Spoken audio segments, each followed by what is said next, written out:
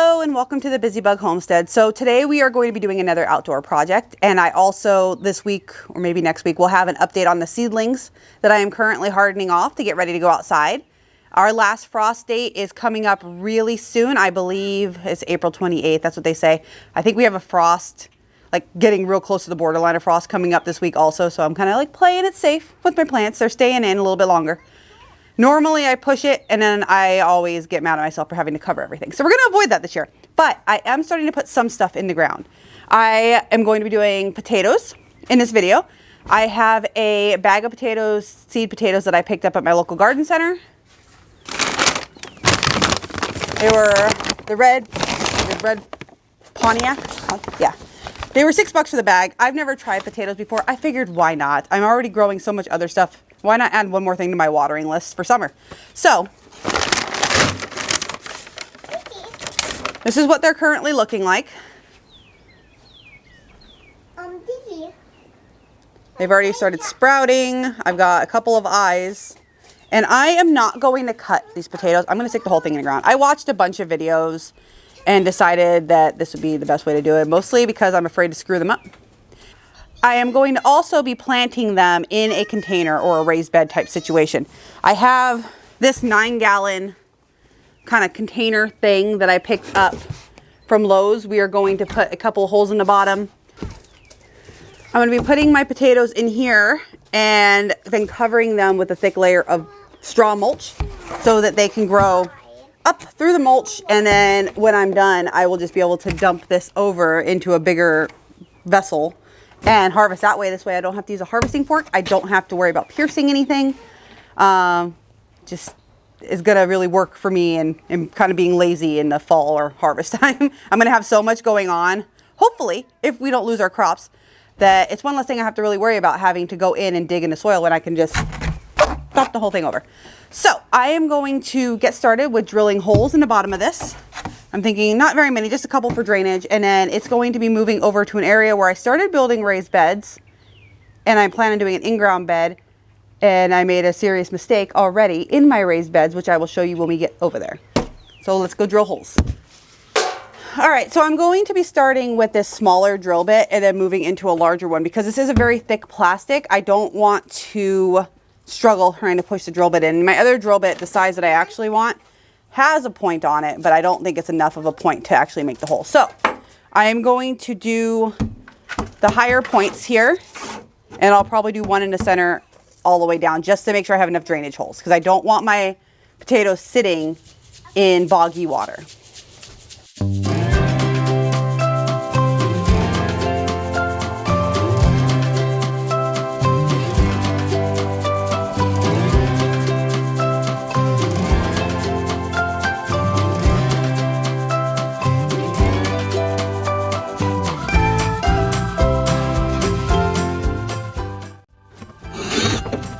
This should be enough drainage holes to keep my potatoes from getting ridiculously soggy, which is exactly what I need. So I'm going to go move this to its location, fill it with some soil, and we can start planting.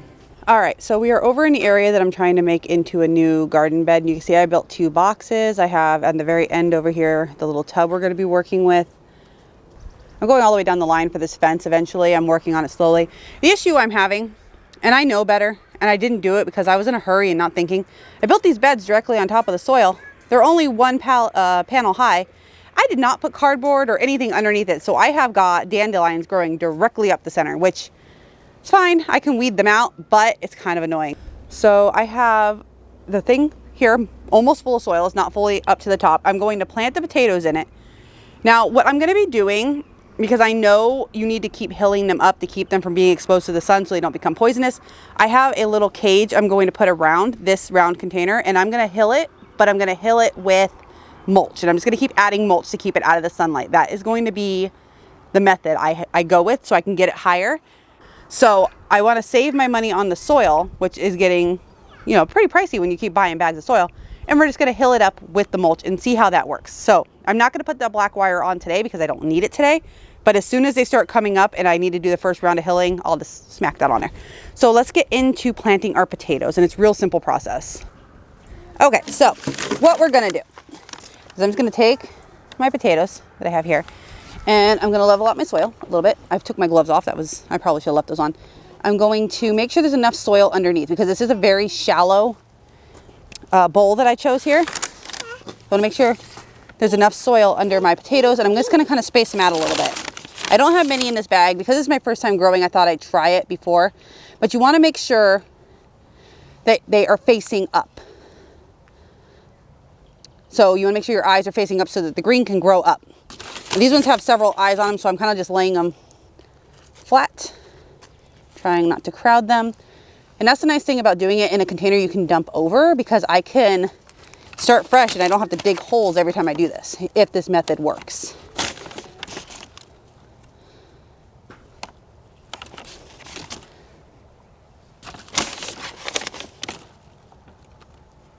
What I'm hoping for is when I go to dump out this pot, I literally just have a pot full of potatoes. I don't need them to be massive.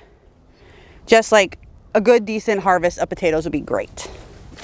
This might be too close together. They might be smaller, but that's okay. So I'm just going to cover this all over with soil. Actually, I'm going to put this big guy right here in the center. I think he'd be better there. These littler ones off to the edge. The soil I am using today is a mix of compost and potting soil. I put 2 bags of potting soil to 1 bag of compost in my wheelbarrow and mix it up.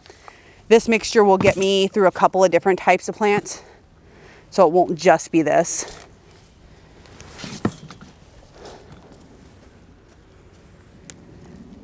But I like to add a little bit of compost into all of my pots, so I'm not having to fertilize as often, because the compost will also feed them.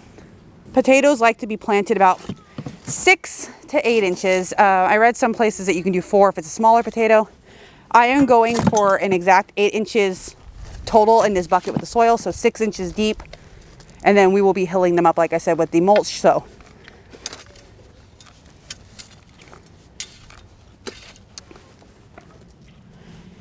potatoes also do really well companion planted with onions, because the onions will deter the potato beetles.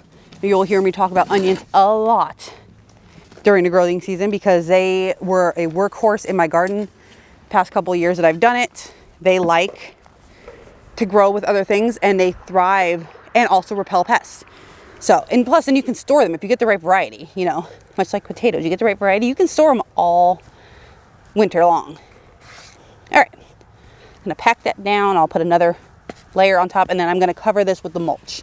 My first layer of mulch is going to be a thinner mulch. Before we put that next layer of soil, I have a bag of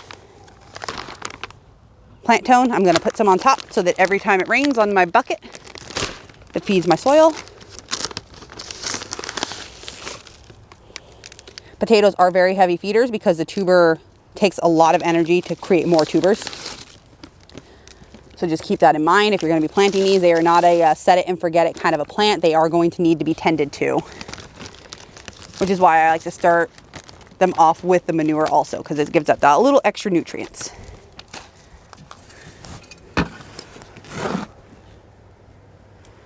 I'll put another layer of this on top.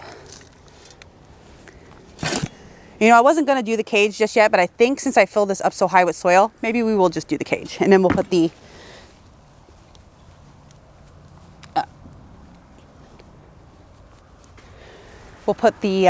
mulch on top of it inside the cage, so then we can start to see how that's going to look. And I will be watering this in, just not until I have the mulch on and my camera is in no way near the water, which it's windy today, so I'd rather just not have the camera get soaked. So let me go grab the stuff to do the cage, and I will show you how I'm going to do that. All right, so I have this wire that kind of just floats around my garage. I use it for a lot of things. This came off the wildflower patch the first year I did it. Thought it was going to deter my dog. It doesn't. So now I just use it for other things. But I'm just going to wrap it around. If it doesn't make it all the way, I have another piece. So I have these little pieces that I cut off another part from. I'm just bending them up to stay under the bed here. This way they don't go. This way I can keep it secure. This way the wind isn't going to knock it off. It gives me a little bit of extra security for having it up here. It takes a minute. It takes a little bit of work.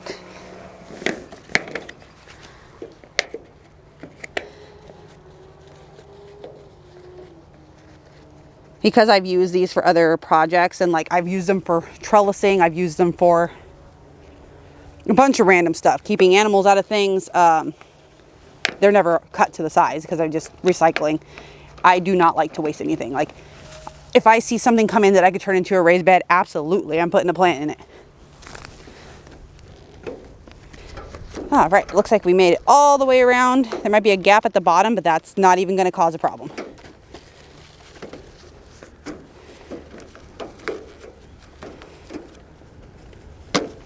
There is the lovely wind that has kept me from doing almost all of my garden projects recently. Okay. I don't know if you can see what I kind of almost mimic like a bunny cage kind of a situation. It's just a little wraparound, and I'm going to start putting the mulch on there. This will also allow air to get through the mulch and to the roots. I don't know if they have aerial roots. I'll have to do some more research on that, but there's a reason why they thrive in the mulch. So I'm just going to try it and hope for the best. And if this works, there'll probably be every variety I can think of in my garden next year in these same buckets. So let's go get our mulch and we'll finish off potato planting. All right, so for my mulch, I am using this healthy straw, farm straw. I would use the garden straw if I could find a garden straw locally. I don't want to buy it online because I don't want to pay the ridiculous shipping costs to buy it online. So I looked around and I found this. I've been using it on almost all my plants and they have been great. So I'm going to keep using this because I can drive right up the highway 10 minutes and pick it up. So I am just going to take some of this and pop it right on top. If I can get these shears to cut into my bag. And of course, like always, I'm trying to do this on a day when it is windy, which is pretty much every day here lately. It's either windy, rainy, or snowing. Sometimes all of it at the same time. All right. It's going to make a big mess, but it's fine. Just going to pop some of that down there. And now when it rains on this, or when I water it in a few minutes, it'll mat it in, and that will be how we start our process of building it up.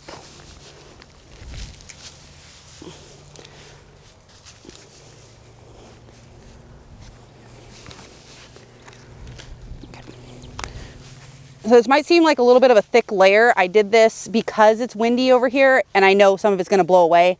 I would like to keep as much of it on the pot as possible. But that is going to be that for our potato bin so far. And I will bring you back for updates as it starts to sprout and we start to mulch up and all the way through harvest to see how we did trying to grow potatoes in this shallow container with the mulching method to keep the light off of it. So thank you so much for stopping by the homestead today, and hope to see you next time. Bye.